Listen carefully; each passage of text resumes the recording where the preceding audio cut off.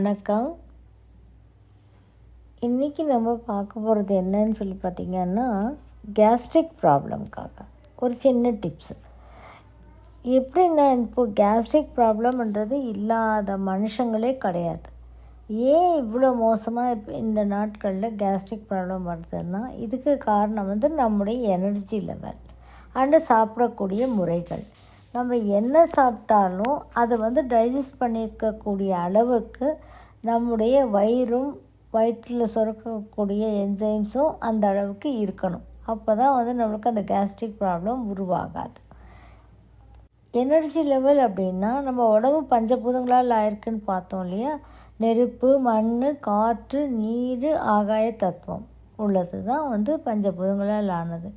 இதில் மண்ணின் தத்துவம் ரொம்ப இறுகி போய் கல் மாதிரி இருக்குதுன்னு வச்சுக்கோங்களேன்.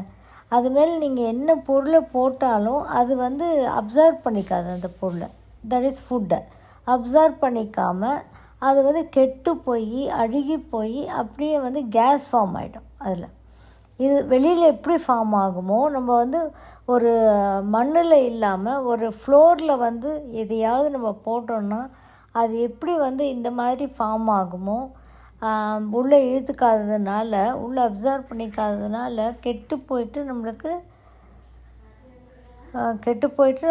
அதை அந்த பொருள் கேஸாக ஃபார்ம் ஆகிடுமோ. அப்போ நம்முடைய உடம்பு நம்முடைய எனர்ஜி லெவலை பேஸ் பண்ணி தான் எந்த நோய்கள் வந்தாலுமே எனர்ஜி லெவலை பேஸ் பண்ணி தான் இருக்கும். இப்போ மண்ணின் சக்தி நம்ம வெளியில் பார்க்குற மாதிரி நம்ம உடம்புக்குள்ள அந்த மாதிரி இருந்ததுன்னு வச்சுக்கோங்களேன், நல்ல ஒரு எனர்ஜி அப்சர்வ் பண்ணிக்கக்கூடிய அளவுக்கு இல்லை அப்படின்னா, நம்ம சாப்பிட்ற ஃபுட்டு எல்லாமே நம்ம வயிற்றுக்குள்ளே போடுறோம். வயிறில் அந்த எனர்ஜி சரியாக இல்லை அப்படின்ற போது காங்க்ரீட் ஃப்ளோர் மாதிரி எனர்ஜி இருக்குதுன்னா அது உடம்பு உறிஞ்சிக்காது. அதை அப்சர்வ் பண்ணிக்காமல் அப்படியே இருக்கும். அதுக்கு மேலே நம்ம சாப்பிட்டே இருக்கும்போது அது அப்படியே அப்சர்வ் பண்ணிக்காமல் இருக்கிறதுனால அழுகி போயிட்டு நிற்கும்போது என்ன பண்ணோம், அதுலேருந்து கேஸை ப்ரொடியூஸ் பண்ணும். இப்படி தான் நம்ம கேஸ்ட்ரிக் ப்ராப்ளம் அப்படின்றது எனர்ஜெட்டிக்கலி உருவாகிட்டுருக்கு. ஸோ இது என்ன பண்ண முடியும்? எனர்ஜெட்டிக்கலி என்னால் பல்ஸ் பேலன்சிங் பண்ணிக்க முடியாது அப்படின்னு நினைக்கிறவங்க நிறைய பேர் இருப்பாங்க. அவ்வளோ தூரம் பண்ணிக்க முடியாது, வேறு எங்கெங்கேயோ ஊரில் இருக்கலாம். ஸோ இப்போது இதுக்கு உண்டான முறைகள் என்னென்னா, நிறைய முறைகள் நான் சொல்லியிருக்கேன். கேஸ்ட்ரிக் ப்ராப்ளம்க்கு 2 அரிசி சாப்பிடும் முறை கூட சொல்லியிருக்கேன். அதனால் பல பேர் பெனிஃபிட் ஆகிருக்காங்க. பல லட்சக்கணக்கான பேர் பெனிஃபிட் ஆகிருக்காங்க. சில வீடியோஸை நீங்கள் பார்க்கலன்னாலும் பரவாயில்ல. இப்போ அகெயின் உங்களை புரிகிற மாதிரி இன்னொரு சின்ன டிப்ஸ் கொடுக்குறேன். இதுவுமே சின்ன டிப்ஸ் தான், ரொம்ப கஷ்டமான டிப்ஸே கிடையாது. இதை கூட நீங்கள் ஃபாலோ பண்ணிக்கலாம். இந்த கேஸ்ட்ரைட்டிஸ் இது என்ன ஆகும்னா, வயிறு உப்புசம்னு சொல்லுவாங்க. அப்படியே வயிறில் துருத்திக்கிட்டு நிற்கும். வயிற்றில் கொஞ்சோண்டு சாப்பிட்டா கூட கல்லை போட்ட மாதிரி, நம்ம சொல்லுவோம் நிறைய இடத்துல கல்லை போட்ட மாதிரி ஆகிடுதுன்னு சொல்லுவோம். அப்படின்னா என்னன்னா, எனர்ஜியே கிடையாது, எனர்ஜியே இல்லை அப்படின்ற பட்சத்தில் அது கல்லை போட்ட மாதிரி தான் இருக்கும் அது உடம்புக்கு. அப்போது அதுக்கு தான் இந்த 2 அரிசி சாப்பிட்ற முறை சொல்லியிருக்கேன். அதில் நல்ல பெனிஃபிட்ஸ் இருந்தது. ஸோ இப்போ அதுக்கு கூட பண்ணாதவங்க இருப்பாங்க. அவங்களுக்கு இன்னொரு முறையை சொல்கிறேன்.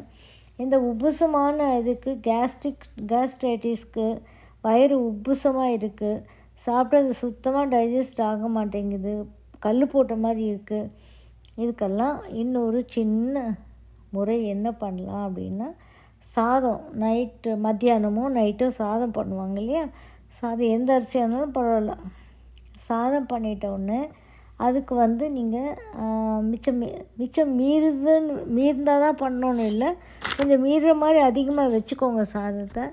அப்போ அதிகமாக வச்சுட்டு அந்த சாதத்துக்கு ஏற்ற மாதிரி தண்ணி நல்லா மேலே கொஞ்சம் மூழ்கி மேலே வர்ற அளவுக்கு தண்ணி விடலாம். தண்ணியை விட்டு வச்சிங்கன்னா 1 லிட்டர் 2 லிட்டர் நம்ம இஷ்டம்தான் ஊற்றி வச்சிங்கன்னா, அந்த சாதத்தில்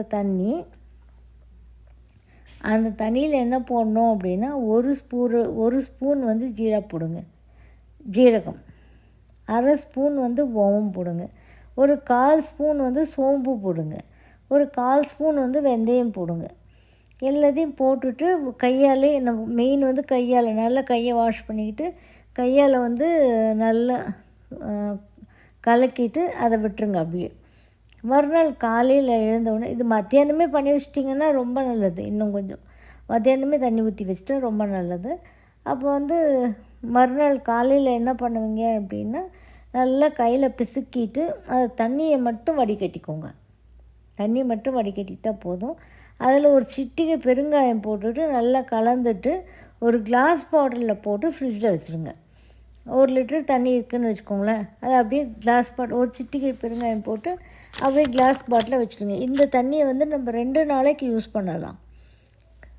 ஃப்ரிட்ஜில் வச்சுக்கோங்க. இதை கிளாஸ் பாட்டில் தான் இருக்கணும் கம்பல்சரி. இப்போ என்ன பண்ணுறீங்கன்னா, சாப்பிட்றதுக்கு முன்னாடி, நம்ம காலையில் பிரேக்ஃபாஸ்ட் சாப்பிட்றதுக்கு முன்னாடி, மத்தியானம் சாப்பாடு சாப்பிட்றதுக்கு முன்னாடி, நைட் சாப்பாட்டுக்கு முன்னாடி இதில் வந்து ப்ரோபயோட்டிக் உருவாகிருக்கும்.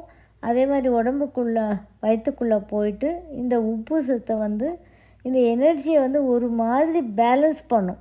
இது ஒரு தடவை பர்மனெண்ட் கிடையாது. இதை நீங்கள் வந்து ரெகுலராக எடுத்துகிட்டே இருக்கலாம்.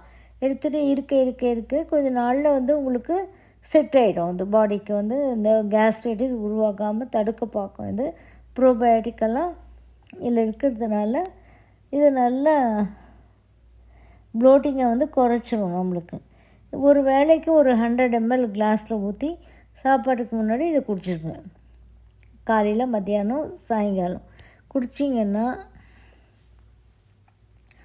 ஆட்டோமேட்டிக்காக இந்த உப்புசம் அப்படின்ட்டு சொல்லக்கூடிய இந்த கேஸ்ட்ரைட்டிஸ்ன்றது, வயிற்றில் கல் போட்ட மாதிரி இருக்குன்றது எல்லாமே குறையத்துக்கு வாய்ப்புகள் நிறைய இருக்குது. இது செலவு ஒன்றும் கிடையாது. இல்லை, குடிச்சு பாருங்களேன். ப்ரோபயோட்டிக் தானே இது, அதனால் ஒன்றுமே கிடையாது.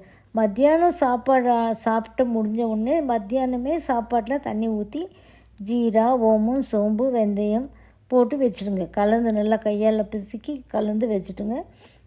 மறுநாள் காலையில் வந்து அதை நல்லா பிசுக்கி எடுத்துட்டு அந்த தண்ணியை மட்டும் வடிகட்டிட்டு ஒரு சிட்டிகை பெருங்காயம் போட்டுட்டு கலந்துட்டு கிளாஸ் பாட்டிலில் ஊற்றி வச்சுக்கோங்க.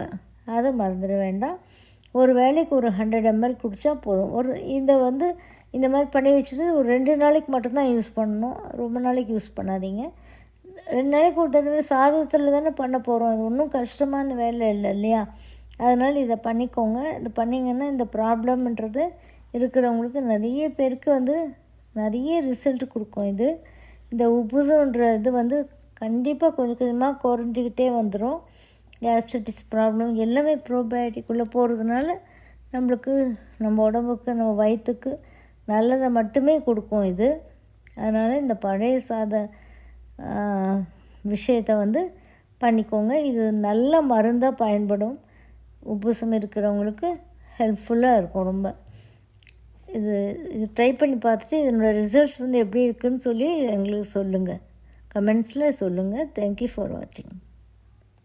இந்த வீடியோ உங்களுக்கு பிடிச்சிருந்தால் லைக் பண்ணுங்கள், ஷேர் பண்ணுங்கள், கமெண்ட் பண்ணுங்கள், சப்ஸ்கிரைப் பண்ணிக்கோங்க, பெல் ஐக்கான் ப்ரெஸ் பண்ணிக்கோங்க. ஸோ தட் நாங்கள் போடுற எந்த வீடியோவும் மிஸ் பண்ணாமல் உங்களுக்கு நோட்டிஃபிகேஷன் வரும்.